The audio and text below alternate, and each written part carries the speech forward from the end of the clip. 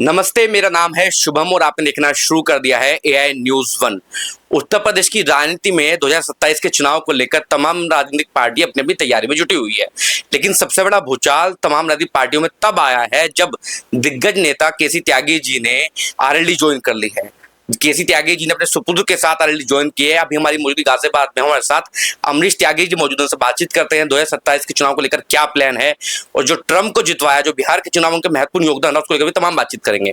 अमरीश भाई, सबसे पहले आपका स्वागत है हमारे चैनल में। बहुत बहुत धन्यवाद आपका। अमरीश जी, मुझे आप एक बात बताइए, आप मशहूर राजनीतिक रणनीतिकार रहे हैं, आज आप नेता हैं। सफर कैसा था, कहां से शुरुआत हुई? बिहार की राजनीति, ट्रंप की राजनीति, भारत की राजनीति, ग्रामीण क्षेत्र परिवेश की राजनीति, उसमें अंतर क्या दिखा आपको? देखिए, हर चुनाव का अपना अनुभव है और मेरी इस प्रोफेशन की जो शुरुआत है लगभग 2009-10 में शुरू हुई थी और गडकरी जी के अध्यक्ष रहने के दौरान ही उत्तर प्रदेश में मैंने कुछ कार्य करने का विधानसभा चुनाव जो 2011-12 का था उस समय से, और उसके बाद मेरा तमाम चुनाव में अपना एक लंबा वो रहा है जो मेरे कार्य क्षेत्र है उसका, और लगभग आज 15 साल मुझे हो गए हैं। और अपना हर क्षेत्र का अपना अलग फ्लेवर है और अपने अनुभव होते हैं। एक चुनाव को दूसरे से कंपेयर करना ऐसे ही है जैसे दो अलग अलग एरा के प्लेयर को, तेंदुलकर कोहली को करें। कहीं जातीय व्यवस्था बहुत स्ट्रॉन्ग है, मतलब मैं कहना चाहूँगा हर जगह मुद्दे अपने आप में अलग है। जैसे दिल्ली में एक बार आपको याद होगा प्याज के मुद्दे पर चुनाव, तो किन्हीं राज्यों में, किन्हीं देशों में जो मुद्दे हैं वो अलग अलग हो सकते हैं। कहीं इकोनॉमिक्स पे चुनाव हो रहे हैं, कहीं जातीय व्यवस्था पर चुनाव है, और कहीं जो कुछ केवल रिलीजियस वो भी होते हैं। तो अपना अलग अलग अनुभव है जिससे मैंने रोज सीखने का कार्य किया है और अभी भी सीख ही रहा हूँ एक विद्यार्थी की तरह। जब आप राजनीति में आए, आपने भाजपा में रहे, आप काफी लंबा समय भाजपा में आपने काम किया, आरएलडी में आने का सबसे प्रमुख कारण क्या है आज के समय की स्थिति को और मैं देखूं? देखिए, आरएलडी भी एनडीए गठबंधन का एक हिस्सा है और सौभाग्य से मेरे पिताजी की जो राजनीति की शुरुआत है वो माननीय स्वर्गीय चौधरी चरण सिंह जी, भारत रत्न, उनके जब 9 अगस्त 1970 को उन्होंने उनके नेतृत्व में लोकदल ज्वाइन की थी, उनकी भी घर वापसी क्या कहूँगा, वो तो हमेशा से जनसंघवादी रहे हैं और उन्हीं के साथ मुझे सौभाग्य प्राप्त हुआ और मैंने अपनी पार्टी में भी इस चीज़ की इच्छा जाहिर की, जिसपे उन्होंने कहा नहीं, हमारा ही एक अभिन्न हिस्सा है इंडिया का। और पिताजी के साथ ही मैंने फिर लोकदल ज्वाइन करने का निर्णय लिया। परिवार में है, एक बड़े परिवार का हिस्सा है, उसमें यहाँ से उठ के यहाँ गए उतना ही है और नीतियाँ लगभग वही हैं। और अच्छा अनुभव रहा, भाजपा में भी कार्य करने का बहुत ही अच्छा अनुभव रहा। सभी साथियों का सहयोग मिला। मैंने कई राज्यों में जहाँ जहाँ मुझे थोड़ा बहुत कार्य करने के लिए विचार किया और अब यहाँ जो भी पार्टी निर्णय लेगी। तब सब एक्टिव हुए हैं। अगर मैं थोड़ा चुनावी माहौल की बात करूं, आप मेरठ जा रहे हैं, वहां चुनावी हलचल तेज हो रही है। आप मुजफ्फरनगर कार्यक्रम में जा रहे हैं, चाहे आप किसी भी निजी कार्यक्रम में भी जा रहे हैं, तो वहां भी विधायकों के अंदर बेचैनी हो गई। मैं मोदीनगर की बात करूं, मुरादनगर की बात करूं, सोशल मीडिया पर तमाम बातें चल रही है कि आप इस सीट से चुनाव लड़ेंगे, आप इस सीट से चुनाव लड़ेंगे। ये कंफर्म है कि आप चुनाव लड़ेंगे या नहीं लड़ेंगे? देखिए, मैं पूर्ववर्ती अपने साक्षात्कार में कह चुका हूँ, जो मेरे पहले भी इंटरव्यू है, चुनाव लड़ने जैसी किसी शर्त पे ना तो मैं लोकदल में आया हूँ, ना ही नेता से मेरी संदर्भ कोई बात हुई है। वो जो कार्य मुझे देंगे, चाहे बूथ का हो, चाहे चुनाव रणनीति का हो या चुनाव लड़ने का, मैं उसको सहस्त्र उनका आदेश मान के स्वीकार करूंगा। ये निर्णय लेने वाले पार्टी के शीर्ष नेतृत्व है, शीर्ष नेता है। मैं, जहां तक आपने कहा एक्टिव होने की, मैं तमाम जगह पहले से भी ब्याह शादी, जीवन मरण और जो सामाजिक कार्यक्रम है उनमें पहले भी जाता रहा हूँ। हाँ, ये अचानक है, आजकल सोशल मीडिया का युग है, सब लोग स्वतंत्र हैं। और दूसरा एक और बात भी है, इससे भी दरकिनार नहीं कर सकते, इनकार नहीं किया जा सकता कि चुनाव बहुत करीब है, तो लोग उससे भी कयास लगा रहे हैं। सोशल मीडिया तो आजकल एक स्वतंत्र माध्यम है, सबको अपनी बात कहने लिखने का एक वो है, अधिकार है, लिख रहे हैं। लेकिन मैं पहले की तरह ही एक्टिव हूँ, पहले की तरह आ जा रहा हूँ। मैंने इस बीच में ना तो कोई ऐसा राजनीतिक कार्यक्रम अटेंड किया है, ना ही कहीं घोषणा की है। फिर से कह रहा हूँ, अभी चुनाव को लेकर किसी तरह की ना तो कोई चर्चा है, ना कोई सीट का चयन है, ना ही नेता ने मुझे कोई आदेश दिया है। और सबसे बड़ी बात तो यह है कि लोकदल जो है उत्तर प्रदेश में एनडीए गठबंधन का एक अभिन्न हिस्सा है, बहुत महत्वपूर्ण अंग है। और तमाम सीटों को लेकर, क्योंकि सभी पार्टी अभी जो 5 राज्यों के चुनाव चल रहे हैं उनमें व्यस्त है, ना तो इस तरह की बात हुई है, ना मैं उसका हिस्सा हूँ कि मेरे तक वो बात पहुंचे।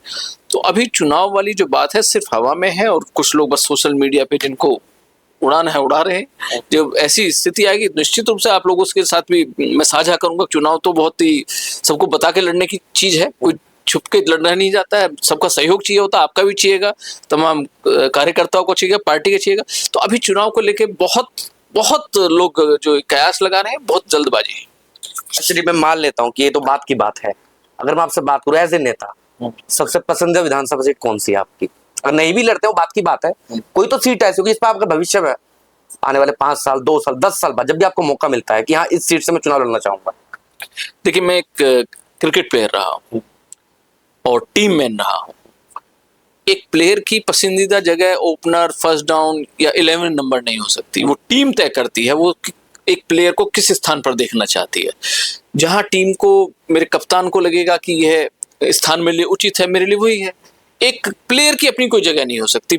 टीम की परिस्थिति, टीम के पिच उस समय कैसी खेल रही है, सामने अपोजिशन क्या है, जहां मेरे कप्तान को लगेगा कि भाई इस प्लेयर को इस स्थान पे खिलाना चाहिए, मैं वहां खेलने के लिए तैयार हूं। मेरा कोई ऐसा व्यक्तिगत चॉइस नहीं है। और बाकी मैं पूरे पश्चिम में सब जगह वैसे पहले से भी घूमता हूँ। पिताजी का इतना विस्तृत क्षेत्र है, और जब वो कहीं अपने उसमें व्यस्त रहते हैं तो उनकी जगह कई जगह मुझे जाने का हमेशा अवसर मिलता है। तो उस सक्रियता को लेकर लोग कयास लगा रहे हैं।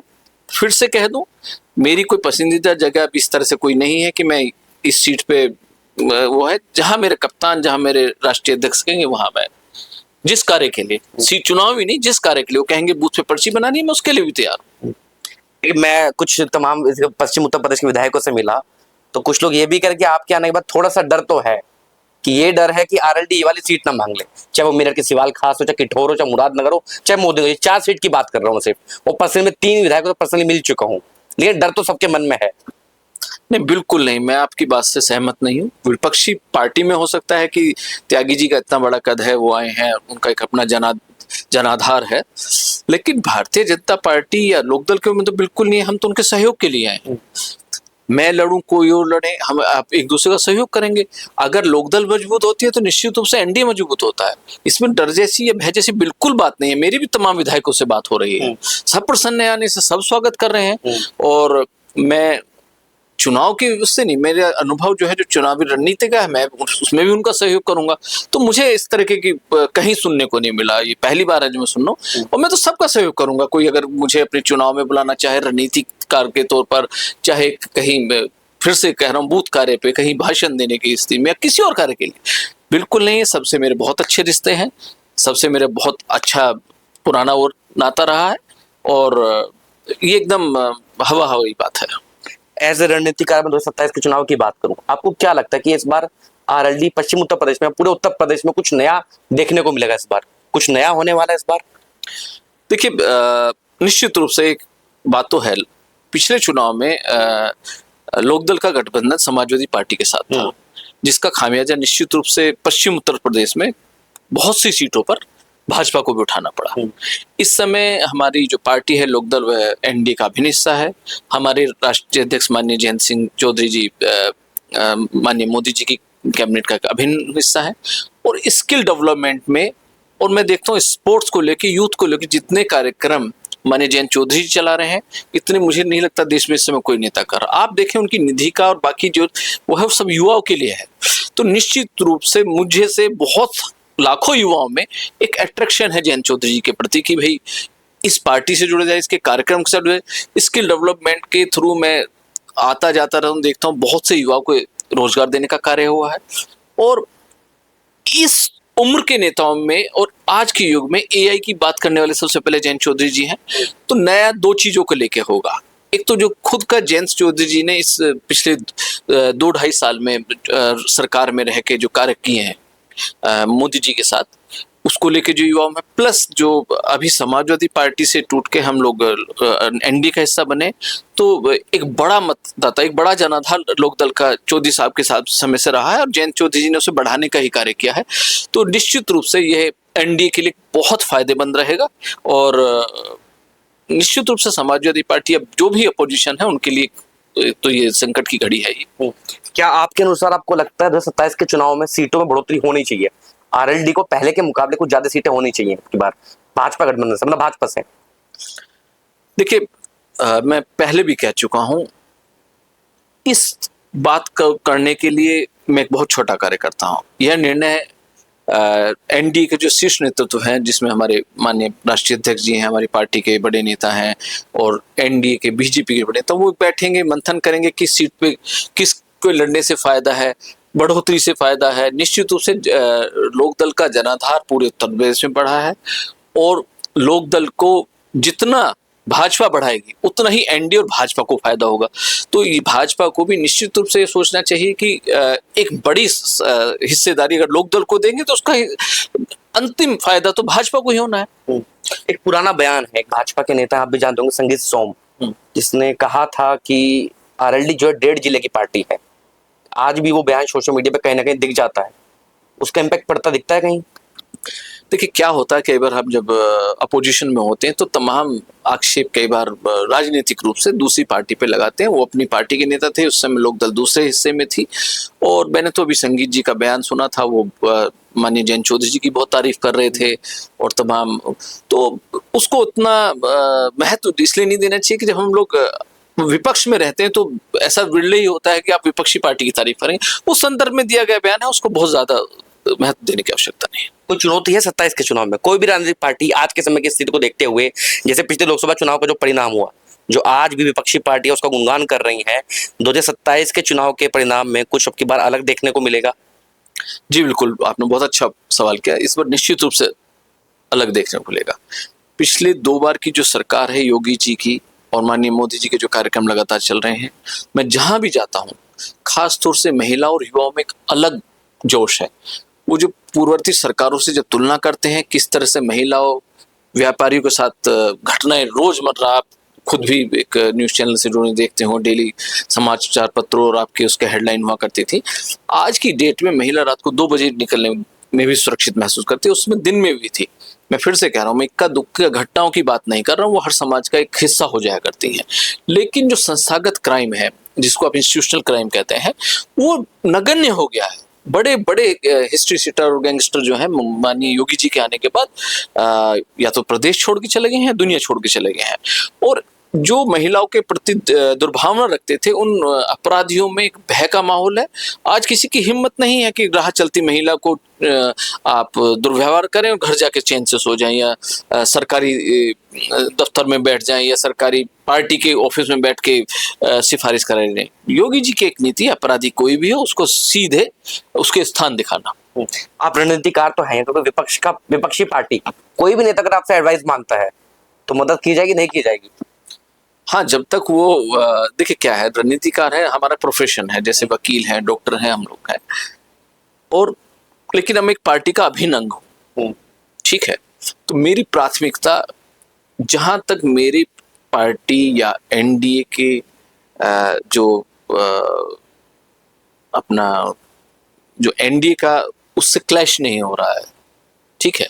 और मुझे लगता है कोई स्पोर्टली मुझसे कुछ मैं मांगना चाहेगा और उसका असर जो है किसी तरह से मेरी पार्टी के उस पर, तो क्यों नहीं देना चाहिए? हम लोग तो प्रोफेशनल लोग हैं। मैं कई बार दूसरे राज्यों में ऐसी पार्टी को भी अपनी सेवाएं दे चुका हूं जो एनडीए का पार्ट नहीं है। तो लेकिन फिर से कहूं, जैसे आपने उत्तर प्रदेश को कहा, उनके पास भी अपने रणनीतिकार है और मैं एक पार्टी का अभिन्न हिस्सा हूं, तो कोई ऐसी सलाह मुझसे लेंगे भी नहीं और मुझे देने में भी हिचकी होगी, क्योंकि अब चुनाव के समर में तो ये संभव नहीं हो पाता। संसद में इस समय भूचाल मचा हुआ है, विपक्षी पार्टियां पूरा गुणगान कर रही हैं, संशोधन बिल को कैंसिल कर दिया गया है, उसमें वोट कम पड़े हैं, उसको आप क्या देखते हैं? बड़ी दुर्भाग्य की स्थिति है। महिलाओं के साथ जिस तरह से पूरे समय भेदभाव होता है, और मोदी जी ने जिस तरह से एक उनको मेन स्ट्रीम में लाने के लिए 33% जो आरक्षण का प्रावधान इसमें लोकसभा और बाकी विधायिका में करने का काम किया था, उससे उत्सव क्यों मनाना चाहिए, शोक मनाना चाहिए विपक्षी पार्टियों को कि हमने कितना बुरा कार्य किया है। जो एक महिलाओं को एक बड़ा अवसर मोदी जी देना चाहते थे, उसको रोक कर उन्होंने पाप करने का कार्य किया है। मुझे नहीं लगता आने वाले समय में महिलाएं नहीं, मुझ जैसे जो प्रोग्रेसिव पुरुष हैं, चाहे आप हो मैं हूं, उनको भी बुरा लग रहा है। आज के समय में जब महिलाएं सरहद पर लड़ रही हैं, आर्मी में पायलट हैं, और मोदी जी अगर उनको 33% लाके साथ के साथ बैठा कर बड़ा वो देना चाहते हैं, तो मुझे लगता है विपक्षी पार्टियों का ये रवैया बहुत ही दुर्भाग्यपूर्ण है और महिला विरोधी है। निश्चित रूप से आने वाले समय में महिला वोट जो है इस पे करारा प्रहार करेंगी और इनको सबक सिखाएंगी कि महिला विरोधी रवैया अब लोकतंत्र में चलने वाला नहीं है। अखिलेश यादव तमाम जगह कह चुके हैं कि हम महिला आरक्षण बिल के साथ हैं, लेकिन जो सीटों में जो बढ़ोतरी हो रही है उसमें मुसलमानों को हक मिलना चाहिए, पिछड़े आदिवासियों को हक मिलना चाहिए उसमें। देखिए, पहले मूल प्रश्न पे तो लौटेंगे, उसको तो पास होने दीजिए। जितने कार्य पिछले 10-11 साल में माननीय मोदी जी की सरकार में, चाहे पिछड़े हो, तमाम योजनाएं चल रही हैं, उनका लाभ कौन ले रहा? सभी को लाभ मिलता है। जो सड़कें हैं, जो इंफ्रास्ट्रक्चर तैयार हो रहा है, जो सरहद पर आज की डेट में जो सेनाओं की मजबूती है, वो तो प्रत्येक नागरिक के हिस्से में आती है ना। तो ये रवैया भी बड़ा ही निराशाजनक है कि आप अगर इस बिल को पास होने देते, प्रधानमंत्री जी ने संसद में आश्वासन दिया था कि ये होने दीजिए, मैं उसके लिए भी तैयार हूं, लेकिन क्योंकि तकनीकी चीजों में फंसाकर इसको रोकना था, विपक्षी पार्टी नहीं चाहती थी कि महिलाओं को उनका अधिकार मिले, तो ऐसे तकनीकी प्रश्न कर कर उसको रोकने का कार्य कर रहे थे। आक्षेप एनडीए पर लगा रहे हैं। ये एनडीए गठबंधन ने महिला विरोधी रवैया अपना के इसको पहले रोका और अब तकनीकी कारण बता रहे हैं।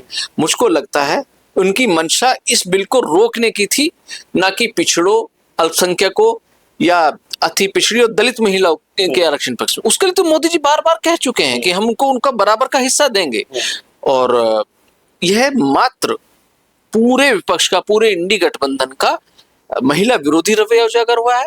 आने वाले समय में, जैसे पहले भी कह चुका हूं, यह आने वाले चुनाव में सबसे बड़ा मुद्दा होगा। महिलाएं इसके खिलाफ पूरे देश में प्रदर्शन कर रही हैं और आने वाले समय में इनको पता लगेगा महिलाओं की ताकत आज कोई इग्नोर नहीं कर सकता है। और महिला शक्ति इस समय, मैं तो क्योंकि रणनीतिक आर्मी में पिछले कई चुनाव देख रहा हूं, महिलाएं स्वतंत्र होकर वोट करती हैं, पहले वाली स्थिति नहीं है। बिहार, दिल्ली, 2022 का यूपी चुनाव और तमाम चुनाव में ध्यान आ रहे, महिला वोट शक्ति जो है इस समय सबसे जागरूक वो है। तो ये जिसको कहते हैं विनाशकाली विपरीत बुद्धि, ये विपक्ष ने बहुत ही अपने पैर पे कुल्हाड़ी मारने का काम किया है। इनको इसको पास होने देना चाहिए था, जिसमें और प्रधानमंत्री की बात पे यकीन करना चाहिए था। सबको समायोजित करने का ही ये बिल था। अगर मैं सीटों की बात करूं, जैसे अखिलेश यादव पिछड़े और आदिवासी और अल्पसंख्यक की बात कर रहे हैं, आने वाले चुनाव 2027 में वो चाहे तो किसी भी सीट पर महिला को खड़ा कर सकते हैं। बिल्कुल उनका अधिकार है, बिल्कुल उनको करना चाहिए। आप आने वाला चुनाव भी है, संगठन भी है, जो भी पार्टी से लड़ाई लड़ रहे हैं महिलाओं की, बिल्कुल, तो आप 403 में से 100-150 सीटें दीजिए। और अच्छा है, पहले वो एग्जाम्पल सेट करें, बाकी जो पॉलिटिकल पार्टीज है उन पे भी दबाव होगा, वो भी अनुसरण करेंगे उनका, उनको ही पहल करनी चाहिए। मैं उनको शुभकामनाएं देता हूं, उनको ही करना चाहिए। तो ये थे हमारे साथ अमरीश त्यागी जी, 2027 के चुनाव को लेकर तमाम बातें की। आप अपनी राय कमेंट बॉक्स में जरूर बताइए। धन्यवाद।